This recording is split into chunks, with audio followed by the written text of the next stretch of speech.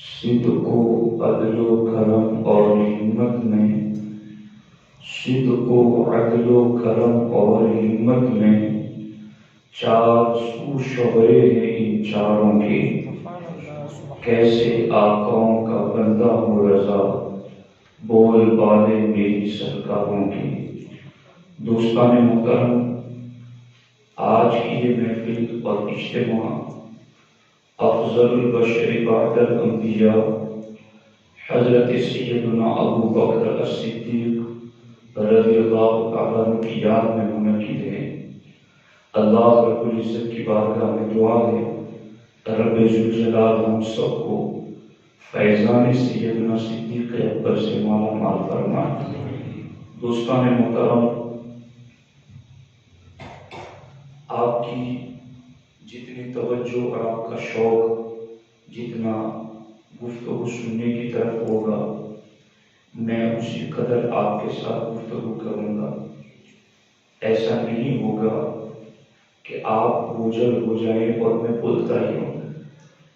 آپ سکون قلب کے ساتھ، دھیان اور توجہ کے ساتھ گفتگو سنیے۔ تھوڑی دیر میں کچھ ضروری باتیں آپ کی خدمت میں عرض کروں گا۔ اللہ رب العزت نے اپنی رضا سے جیسے بندوں کو رب نے دیکھنا چاہا کہ میرے بندے ایسے ہوں، حضور نے ایسے بندے تیار کر دیے، اور اللہ کی عین مرضی کے مطابق جو جماعت اس روئے زمین پر نبیوں کے بعد تیار ہوئی، وہ جماعت ہمارے نبی علیہ السلام کے صحابہ کی جماعت ہے۔ صحابی کسے کہتے ہیں؟ ایمان کی حالت میں جنہوں نے حضور کو دیکھا اور ایمان ہی پر ان کا خاتمہ ہوا، اسے صحابی رسول کہتے ہیں۔ اور صحابہ کی شان اللہ نے بھی قرآن میں بیان کی ہے اور حدیثوں میں اللہ کے رسول علیہ السلام نے بھی بیان کی ہے۔ ہمارے نبی ارشاد فرماتے ہیں، لا تمس النار مسلما من رآنی، سرکار فرماتے جس مسلمان نے مجھے دیکھ لیا اس پر جہنم کی آگ حرام ہو گئی، جہنم اس کو چھو بھی نہیں سکتا۔ اور قرآن تو کہتا ہے لا یسمع حسیسہا، جو محبوب کے صحابہ ہیں جہنم کی بھنک بھی انہیں نہیں لگی۔ صحابہ کی شان اتنی بڑی ہے کہ ہمارے نبی علیہ السلام کی شان فرماتے ہیں، فَلَوْ أَنَّ أَحَدَكُمْ أَنفَقَ أَحَدُكُمْ مِثْلَ أُحُدٍ ذَهَبًا مَا بَلَغَ مُدَّ أَحَدِهِمْ وَلَا نَصِيفَهُ۔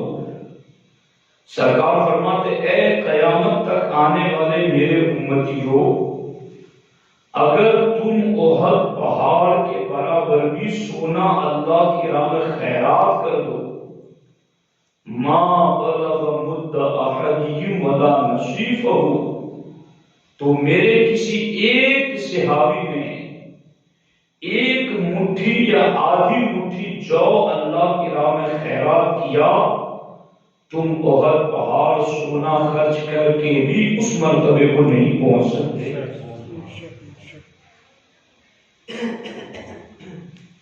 آپ اندازہ لگائیں پر اس کو غور کر کے سمجھنے کی کوشش کریں۔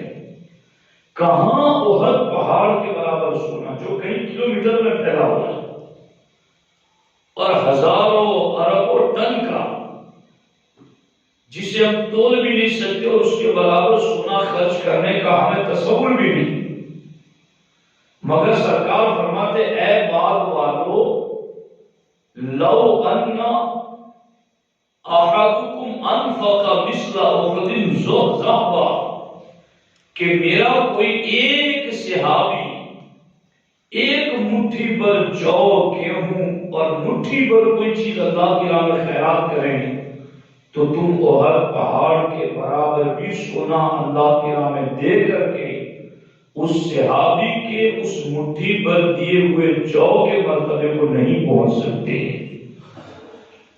ان کی شان اتنی عظیم ہے کہ ہمارے نبی علیہ الصلوۃ والسلام فرماتے ہیں مثل اصحابی فی امتی کالملح فی الطعام لا یصلح الطعام الا بالملح۔ سرکار فرماتے تم کھانا بناتے ہو اور کھانے میں تم نمک نہ ڈالو تو اس کھانے میں کوئی ذائقہ نہیں، اس کھانے کو کوئی کمپلیٹ کھانا نہیں کہے گا، اس کھانے سے بندے کو سکون اور طمانینت نہ ملے گی۔ سرکار فرماتے ہیں تمہارے کھانے میں جو نمک کی حیثیت ہے کہ نمک ملتا ہے تو سارا کھانا ٹھیک لگتا ہے، سرکار فرماتے میری پوری امت میں میرے صحابہ کی مثال بس کھانے میں نمک ہی کی طرح ہے۔ یعنی اس میں دو چیزوں کی طرف اشارہ ہے، ایک تو جتنا کھانا ہوتا ہے اتنا نمک نہیں ڈالتے، کھانا زیادہ ہوتا ہے نمک تھوڑا ہی ہوتا ہے، تو سرکار فرماتے یوں ہی باقی پوری امت کے مقابلے میں صحابہ تھوڑے ہی ہیں، تو سرکار نے صحابہ کی تعداد میں گنتی کے اعتبار سے قلت اور کمی بھی بیان کی کہ وہ کم ہوں گے جس طرح پورے کھانے میں نمک کم ہوتا ہے، اور سرکار نے یہ بھی فرمایا جس طرح نمک کے بغیر کھانا درست نہیں، اسی طرح میرے صحابہ کے بغیر میری امت تمہارا ایمان درست نہیں، تمہارا دین کامل نہیں، تمہارا عقیدہ اور عمل کمپلیٹ نہیں۔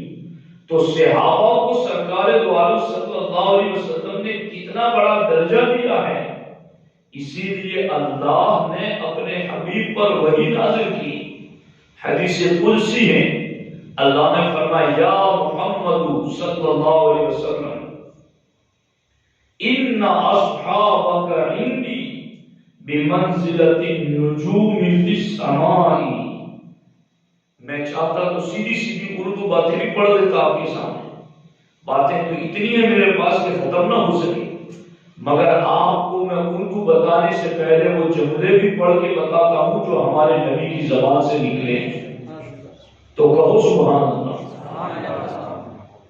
سرکار فرماتے ہیں کہ میرے رب نے مجھ پر وحی نازل کی اور مجھے کہا ان اصحابک عندی بمنزلۃ النجوم فی السماء، حبیب آسمان میں جس طرح سے ستارے ہیں بس تیرے صحابہ کا میری بارگاہ میں وہی مرتبہ ہے کہ آسمان میں ستارے جو ویلیو رکھتے ہیں، جو آسمان کو جگمگاتے ہیں، جو آسمان کو زینت دیتے ہیں اور جس سے لوگوں کو راہ اور راستہ اور طریقہ ملتا ہے، محبوب تیرے صحابہ میری بارگاہ میں آسمان کے ستاروں کی طرح ہی مرتبہ رکھتے ہیں، میں نے انہیں آسمان کے ستاروں والی شان عطا کی ہے۔ یعنی اس میں بھی کئی باتیں ہیں، اگر آپ ذوق دکھائیں گے تو میں بات کھولوں گا کہ اس میں بھی کئی باتیں ہیں کہ سرکار نے فرمایا بمنزلۃ النجوم فی السماء، آسمان میں ستاروں کی طرح تیرے صحابہ میری بارگاہ میں۔ اس کا مطلب یہ ہے کہ جتنے ستارے بلند ہیں محبوب تیرے صحابہ بھی اتنے بلند ہیں، اور جس طریقے سے زمین پر پہلے زمانے میں جب کشتیاں لے کر لوگ سفر کرتے تھے تو ستاروں سے رستوں کا پتہ لگاتے تھے کہ کس ملک کی طرف جانا ہے، یہ ستارے بتاتے ہیں۔ اللہ نے فرمایا حبیب آسمان کے ستاروں سے زمین والوں کو زمین کے رستے کا پتہ چلتا ہے، تیرے صحابہ کو میں نے آسمان کے کے ستاروں کی طرح بنایا ہے، ان کو دیکھ کر کے لوگوں کو جنت کا رستہ ملتا رہے گا، لوگوں کو صراط مستقیم کا پتہ چلتا رہے گا، لوگ اللہ و نبی کی رضا کا راستہ پرکھ سکیں گے کہ صحابی آگے چل رہے ہیں تو پھر یہ سیدھا ہی راستہ ہے، پھر یہ جنت کا ہی راستہ ہے۔ تو آپ اندازہ لگائیں کہ صحابہ کرام کو کتنی بڑی شان عطا کی ہے۔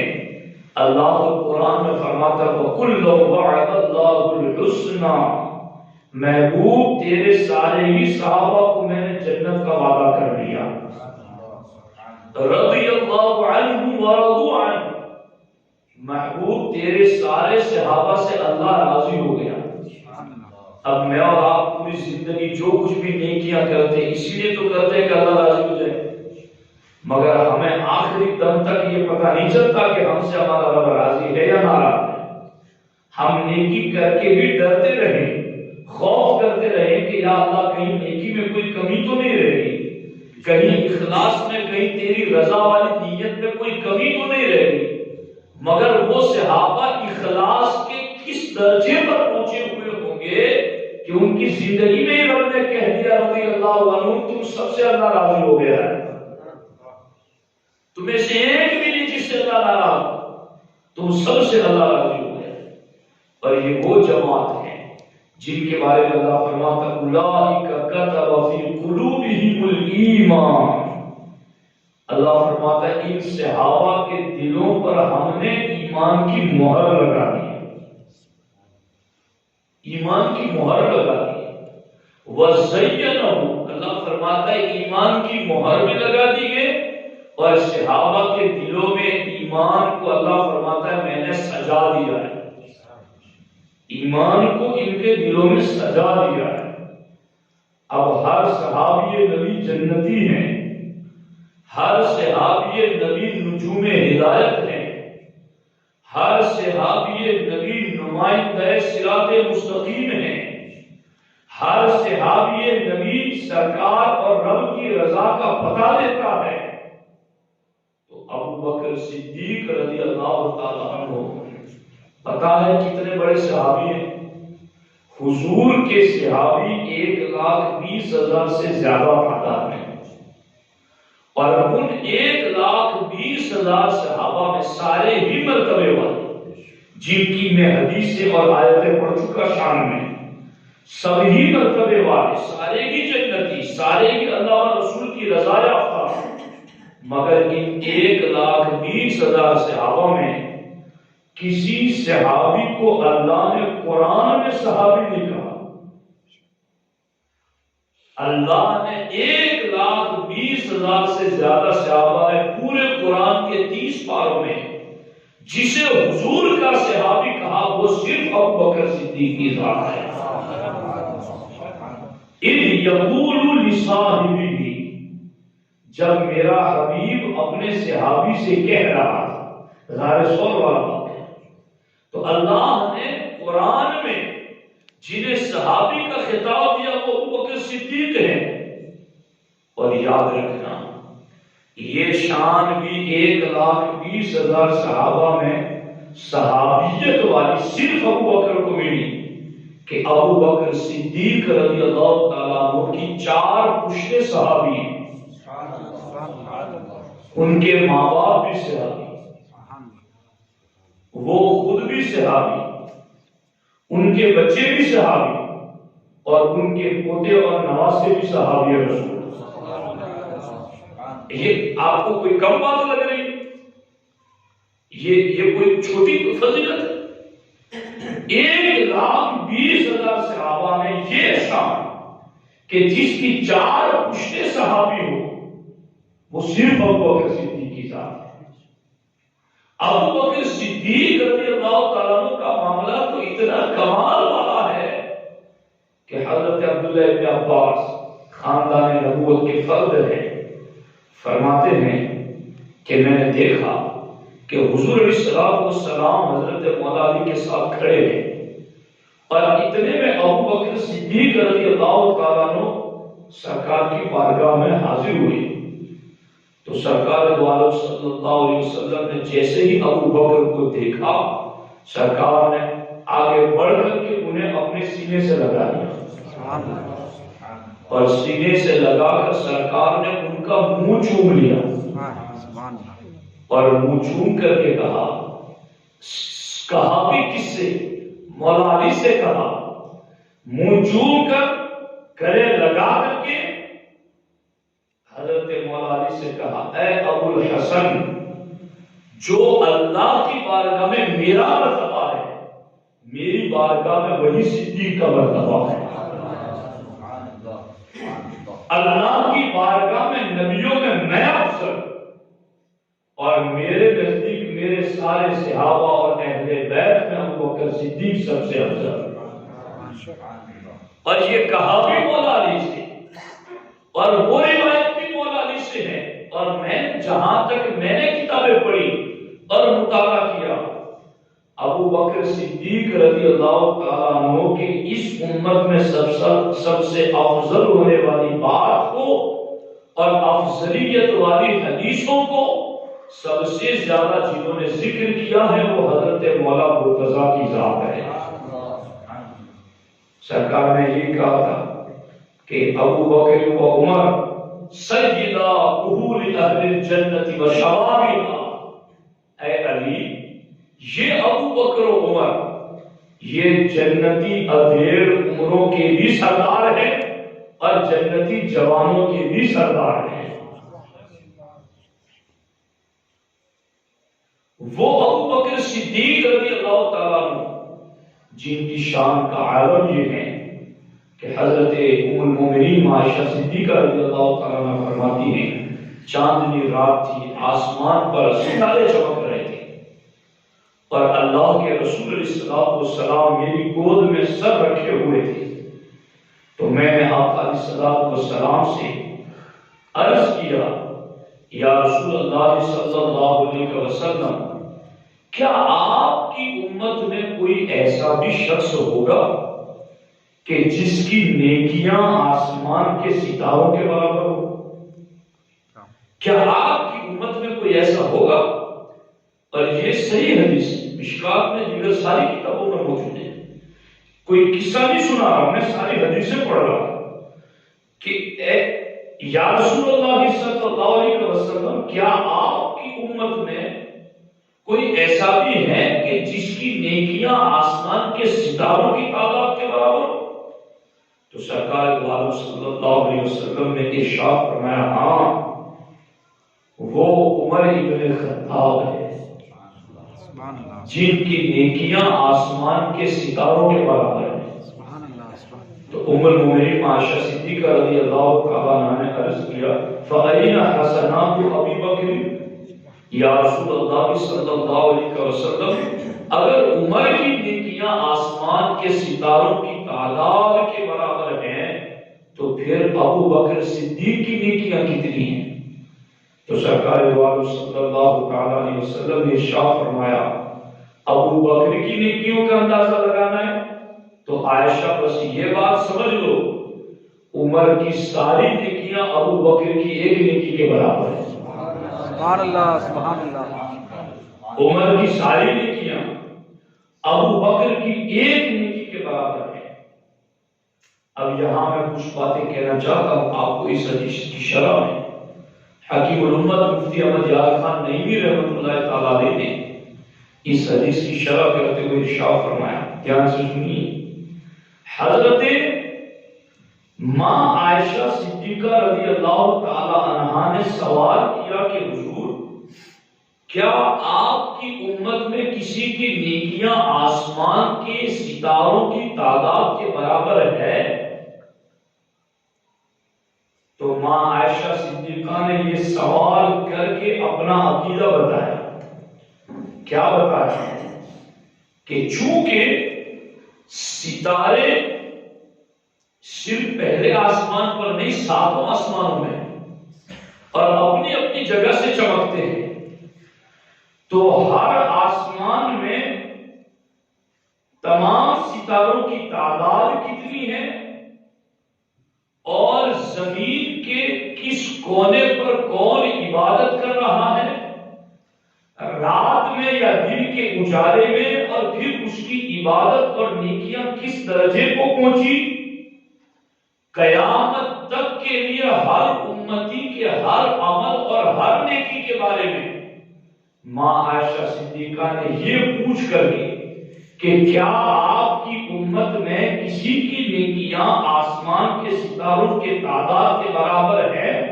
یہ پوچھ کر اپنا عقیدہ بتایا کہ آسمان کے ہر ستارے کی تعداد کا علم، زمین کے ہر کونے پر عبادت کرنے والے کی عبادت کتنی ہوئی کہ اس کا علم، قیامت تک ہر امتی کے ہر عمل کی خبر حضور کو ہے۔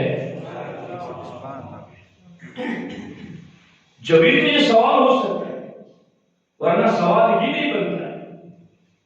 سمجھ آ رہی ہے کہ نہیں آ رہی؟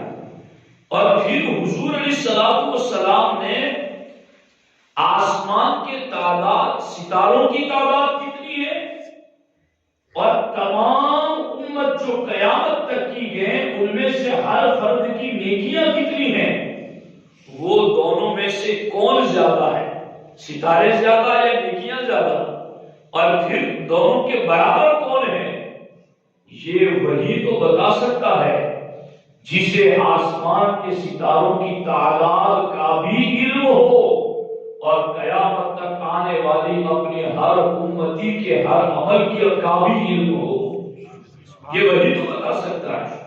اور ماں عائشہ صدیقہ نے جب پوچھا تو حضور نے یہ نہیں کہا کہ انتظار کرو تھوڑی دیر جبریل آئیں گے بتائیں گے تو کہوں گا، نہیں، یا حضور نے یہ نہیں کہا کاغذ قلم لاؤ ذرا ٹوٹل لگاؤں حساب کرو پھر بتاؤ کہ کتنے ہیں، نہیں، جیسے ہی پوچھا حضور نے فوراً جواب دیا کہ آسمان کے ستاروں کی تعداد کے ٹھیک برابر اب عمر کی نیکیاں ہیں۔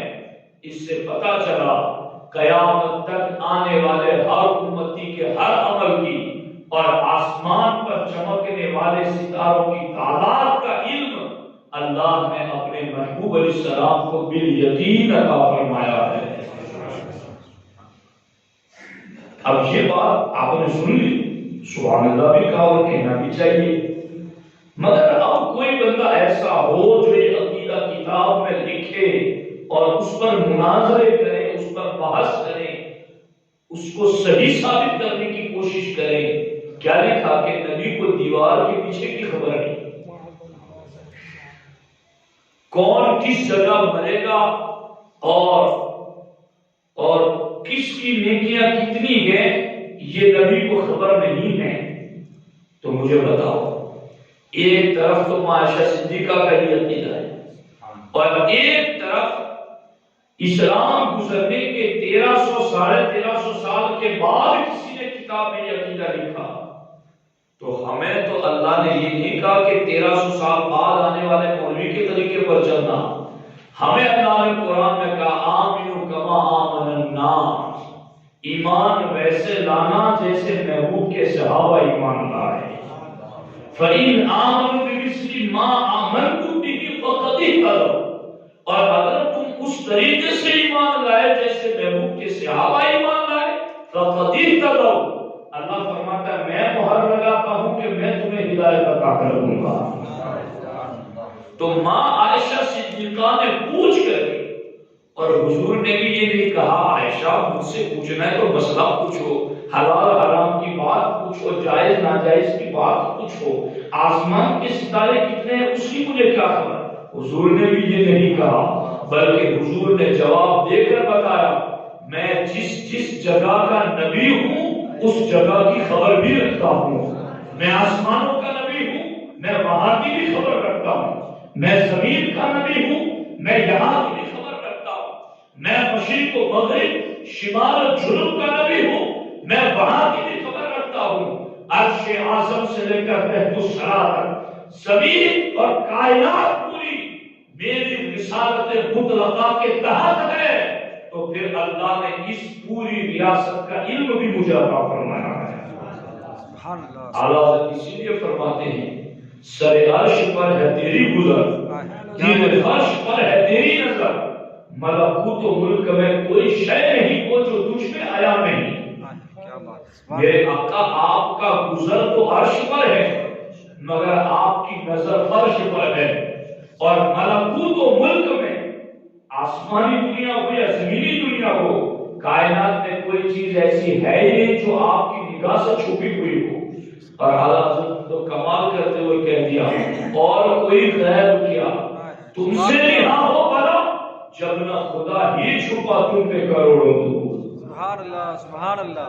اللہ تو غیب الغیوب ہے. سب سے بڑا غیب ہی اللہ ہے. سب سے بڑا غیب ہی اللہ ہے. نبیوں نے بھی اپنے سر کی آنکھوں سے اللہ پر نہیں دیکھا دنیا میں. جبریل وہی آتے مگر جبریل نے بھی نہیں دیکھا. مگر حضور فرماتے انا اعلمکم باللہ قیامت تک آنے والے سب لوگوں میں سب سے زیادہ اللہ کا علم میں رکھتا ہوں. سبحان اللہ. اور اللہ فرماتا ہے ما زاغ البصر وما طغى. حبیب نے سن سنا کر کے مجھے نہیں جانا حبیب نے مجھے دیکھ کر کے مجھے جانا ہے. سبحان اللہ. تو اب آپ اندازہ لگائیں اہل سنت و جماعت کہیں کمزور نہیں. عقیدے کے معاملے میں ہمارے دلائل پہاڑوں سے بھی زیادہ مضبوط ہیں. بس یہ کہ ہماری قوم عمل کے میدان میں بیدار ہو. سیدنا ابوبکر صدیق کی عظمتوں کا عالم یہ ہے کہ عمر کی ساری نیکیاں ابوبکر کی ایک نیکی کے برابر. اور یہ تو حضور نے کہا. یہ حضور نے کہا. اب خود عمر کیا کہتے ہیں وہ بھی سن لو. عمر کہتے ہیں میں پوری زندگی صدیق کے سامنے ہاتھ جوڑ کر یہ کہتا رہا صدیق وہ غار سور والی ایک نیکی مجھے دے دے میری ساری نیکیاں تو دے دے. وہ غار سور والی ایک نیکی مجھے دے دو اور میری پوری زندگی کی نیکیاں تم لے لو. آپ کو اندازہ ہے کہ یہ کیا بات عمر کہہ رہے ہیں. چونکہ عمر کو پتا ہے کہ صدیق ہی ہے. اس مرتبے کو اس امت میں کوئی نہیں پہنچ سکا. سیدنا ابوبکر صدیق رضی اللہ تعالیٰ عنہ کی شان اتنی عظیم ہے کہ میرے آقا علیہ الصلوۃ والسلام فرماتے ہیں اللہ نے 360 عادتیں پیدا فرمائی ہیں. کسی کو نرم مزاج, کسی کو گرم مزاج, کسی کو ترش مزاج, کوئی زبان میں بڑا شائستہ, کوئی سخت کلامی کرتا ہے. اللہ نے 360 عادتیں پیدا فرمائی ہیں اپنے بندوں کے لیے. اور اللہ کے رسول السلام فرماتے ہیں جب اللہ کسی بندے کے ساتھ بھلائی کا ارادہ کرتا ہے تو ان 360 عادتوں میں سے ایک اس بندے میں پیدا فرما دیتا ہے. اور جب اللہ ایک عادت 360 میں سے کسی ایک بندے میں پیدا کر دیتا ہے تو سرکار فرماتے ہیں پھر اللہ اسے جنتی بنا دیتا ہے. حضرت صدیق اکبر رضی اللہ عنہ بارگاہ رسالت میں عرض کرتے ہیں حضور کیا آپ کی امت میں کوئی ایسا بھی ہے کہ جس کے اندر وہ 360 ساری عادتیں موجود ہو؟ آپ کو پتہ چل رہا ہے میں کہہ رہا ہوں جو سمجھ آ رہی تو ہوش سے سنو پھر بس مرجھائے ہوئے نہ سنو. جس دل سے میں بول رہا ہوں آپ اس تر و تازہ چہروں سے سنو.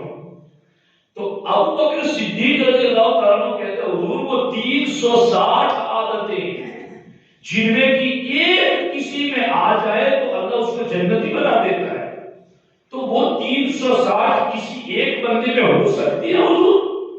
سرکار فرماتے ابوبکر ہو سکتی ہے کہ کیا بات کرتے ہو؟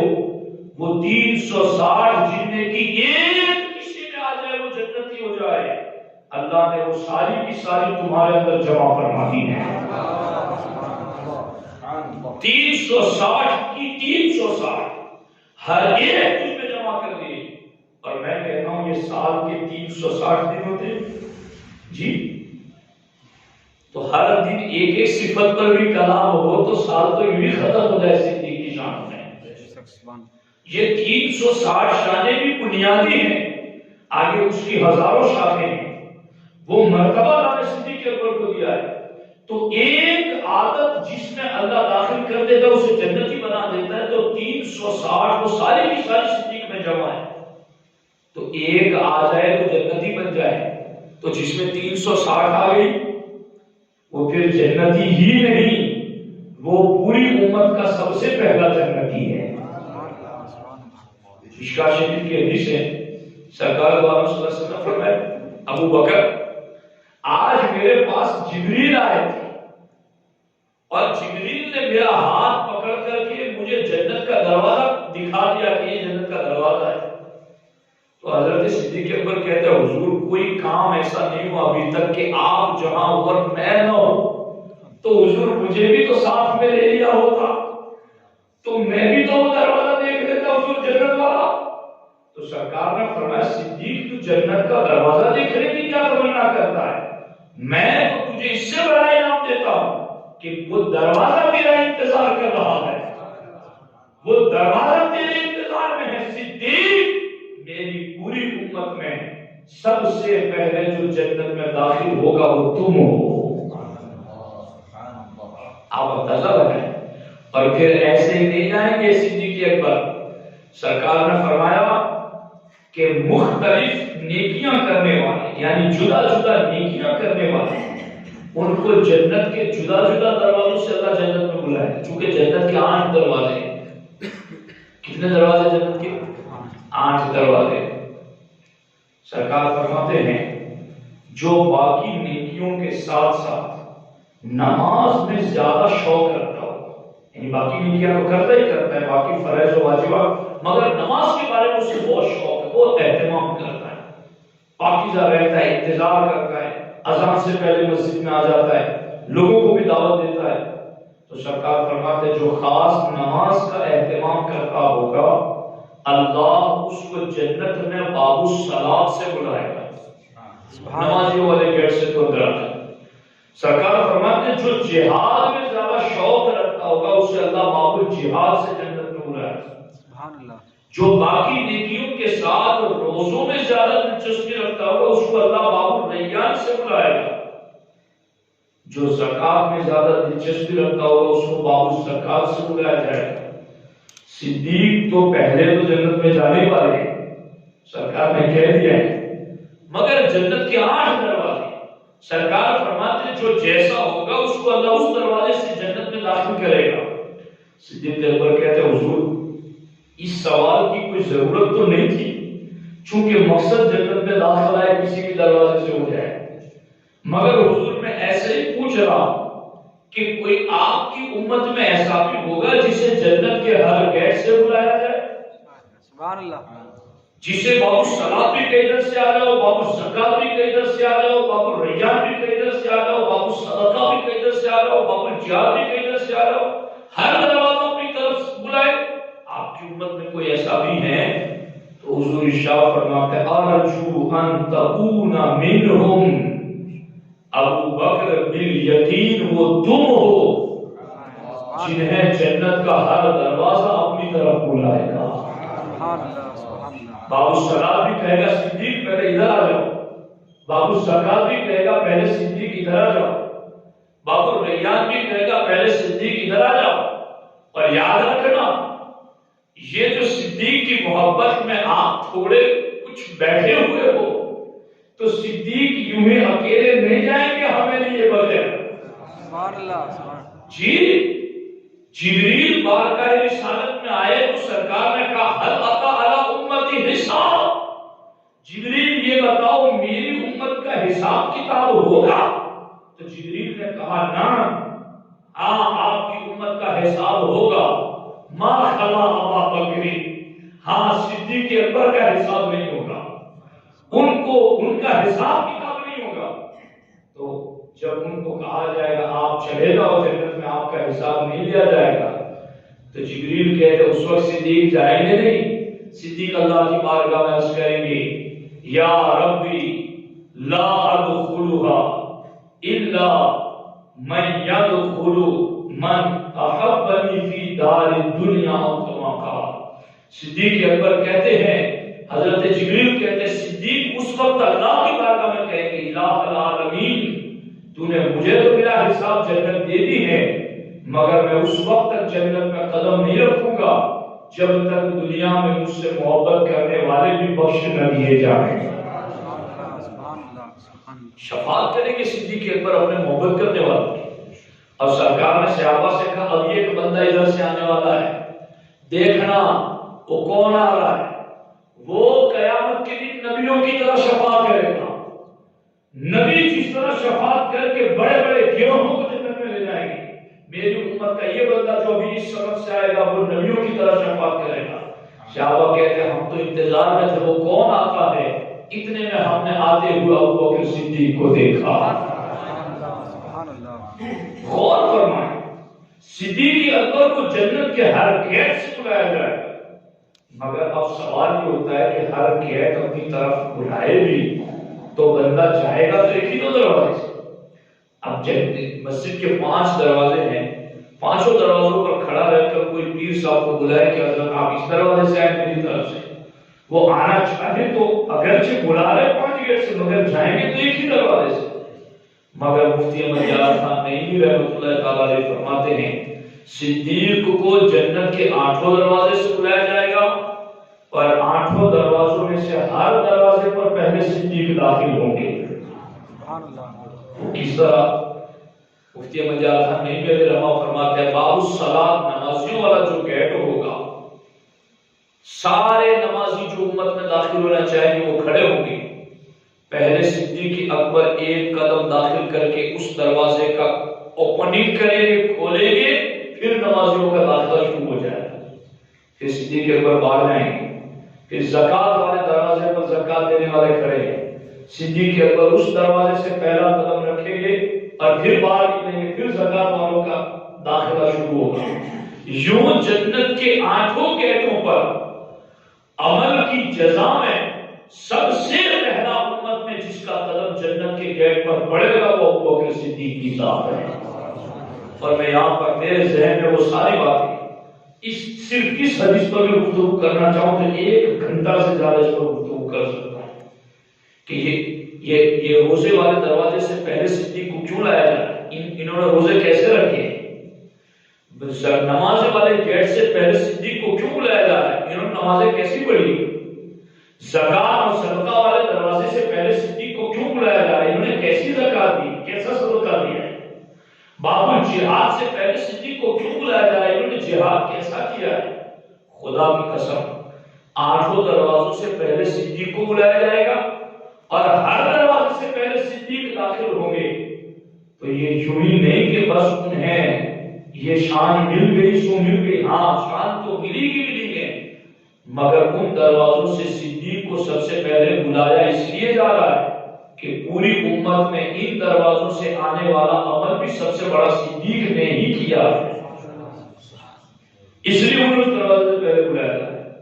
اور اب ہمارے نبی علیہ الصلوۃ والسلام فرماتے ہیں کہ سیدنا ابوبکر صدیق جب جنت میں چلے جائیں گے، قدم رکھیں گے، تو سرکار فرماتے ہیں صدیق جنت میں میری امت کا ایک بندہ ایسا جائے گا کہ جب وہ جنت میں قدم رکھے گا تو جنت کے تمام بالا خانوں سے مرحبا مرحبا کی صدائیں آئیں گی۔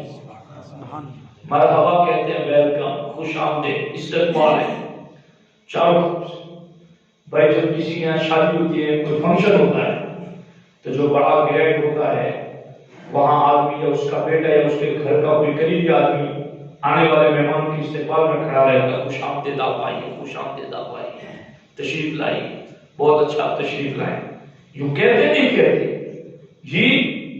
صدیق اکبر جب جنت میں جائیں گے تو جنت کے ہر محل سے یہ آواز آئے گی، خوش آمدید صدیق اکبر، مرحبا یا صدیق، مرحبا یا صدیق، مرحبا یا صدیق۔ سرکار فرماتے حضور کیا اس بندے کو میں دیکھ سکتا ہوں؟ سرکار نے تو یہ کہا تھا ایک بندہ ایسا جائے جس کو مرحبا مرحبا جنت کے ہر طرف سے جنتی کہیں گے۔ تو صدیق اکبر نے کہا حضور کیا اس بندے کو میں دیکھ سکتا ہوں؟ کہا صدیق وہ تم ہی تو ہو جنہیں جنت میں چاروں طرف سے مرحبا مرحبا کی صدائیں سنائیں گی، اور ہر کوئی کہے گا کہ ہمارا ہمارے پاس آ جاؤ، صدیق ادھر آ جاؤ، صدیق ادھر آ جاؤ، صدیق ادھر آ جاؤ۔ بلا تفصیل جس طرح سے کوئی بڑے آدمی آ جائیں اور ہم بیٹھے ہوئے ہو تو چاروں طرف سے لوگ کرسیوں سے کھڑے ہو جاتے ہیں، حضرت ادھر آئے، حضرت ادھر تشریف رکھے۔ صدیق اکبر جائیں گے تو جنت میں چاروں طرف سے ہر کوئی یہی اعلان کر رہا ہوگا، صدیق آپ ہمارے پاس تشریف لے آئے، صدیق آپ ہمارے پاس تشریف لے آئے۔ یہ ہے سیدنا ابوبکر صدیق رضی اللہ تعالیٰ عنہ کا مقام اور مرتبہ۔ اس لیے ساتھیوں، سیدنا صدیق اکبر رضی اللہ تعالیٰ عنہ کو اللہ نے بڑی شان عطا فرمائی ہے۔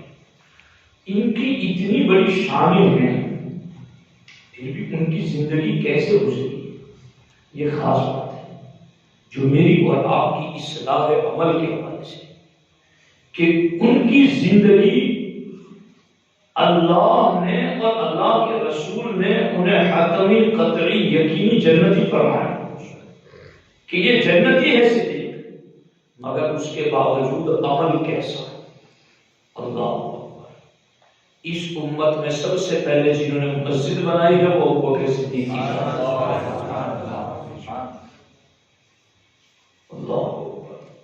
اللہ کا خوف کتنا۔ میں ایک بات سے فرض کر کے گفتگو ختم کرتا ہوں، اس کو دھیان سے سنیے۔ لوگوں کی سوچ آج یہ بنتی جا رہی ہے کہ ان کے پاس مال اور دولت، سرمایہ اور زر، زمین، زیورات، یہ ساری چیزیں جب آ جاتی ہیں تو وہ بندہ سمجھتا ہے کہ اللہ نے مجھ پر بڑا انعام کیا اور اللہ مجھ سے راضی ہے جبھی تو دے رہا ہے۔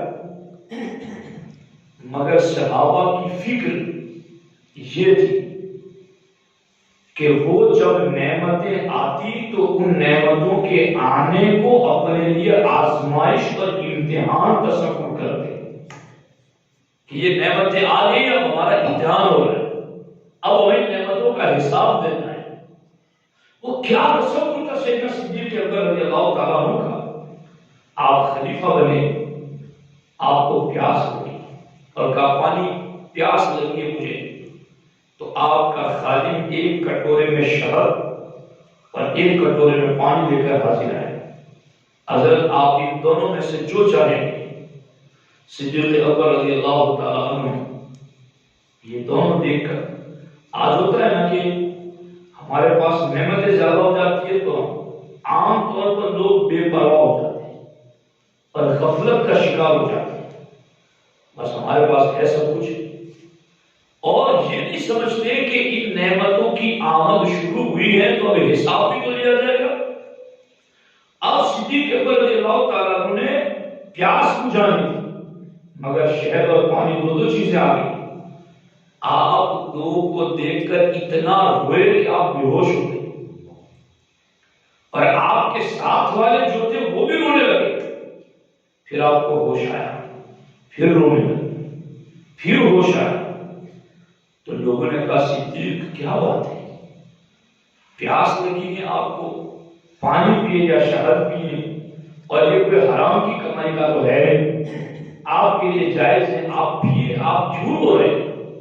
تو صدیق اکبر کا جواب سنو، ارشاد فرماتے ہیں تمہیں نہیں پتا، ایک مرتبہ میں حضور علیہ السلام کے ساتھ تھا اور سرکار اپنے آپ سے کسی چیز کو دور کر رہے تھے، اور سرکار فرما رہے تھے دور ہو جا، دور ہو جا، دور ہو جا، مگر ابو بکر فرماتے ہیں رضی اللہ تعالیٰ عنہ کہ ہمیں نظر نہیں آ رہا تھا کہ سرکار کیا دور کر رہے ہیں، تو ہم نے پوچھ ہی لیا حضور آپ کس چیز کو دور کر رہے ہیں؟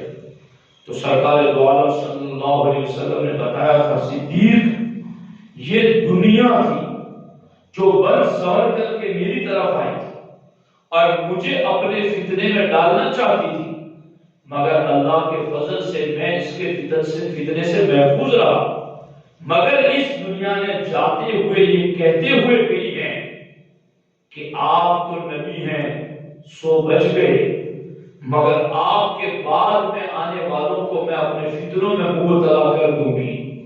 صدیق اکبر کہتے ہیں مجھے پیاس لگی تھی، صرف پانی سے پیاس بجھ سکتی تھی، مگر یہ ایک نعمت شہد والی اور زیادہ آ گئی، مجھے لگتا ہے کہیں اس دنیا کے فتنے میں تو مبتلا نہیں ہو گیا۔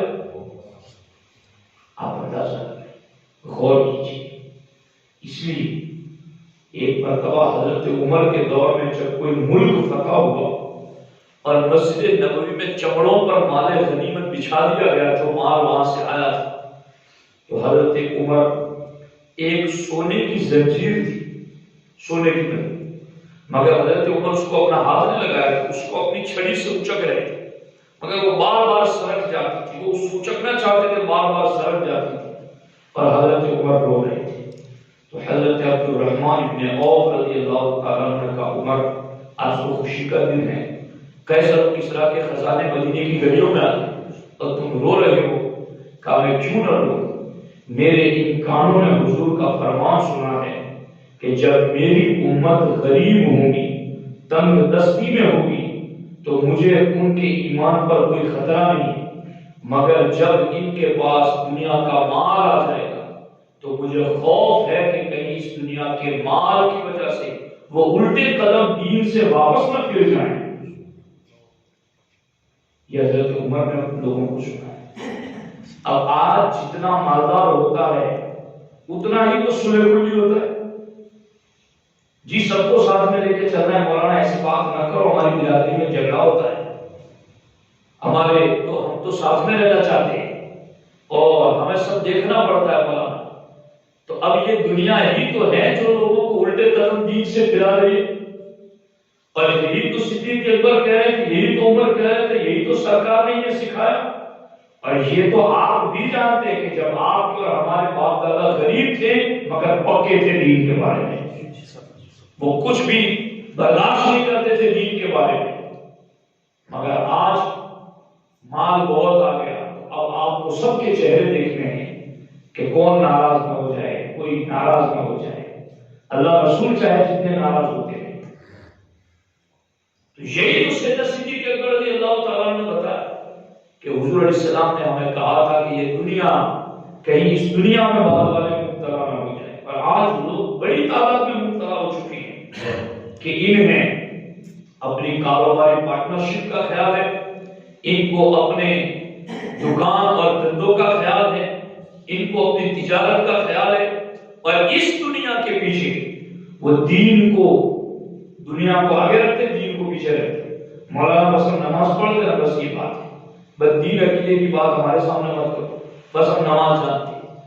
تو ساتھیوں یہ جو باتیں ہماری زبانوں پر اگر ہو رہی تو ہمیں چیک کرنا چاہیے کہ یہ بولی ہمارے زبانوں سے کیوں ادا ہو رہی ہے۔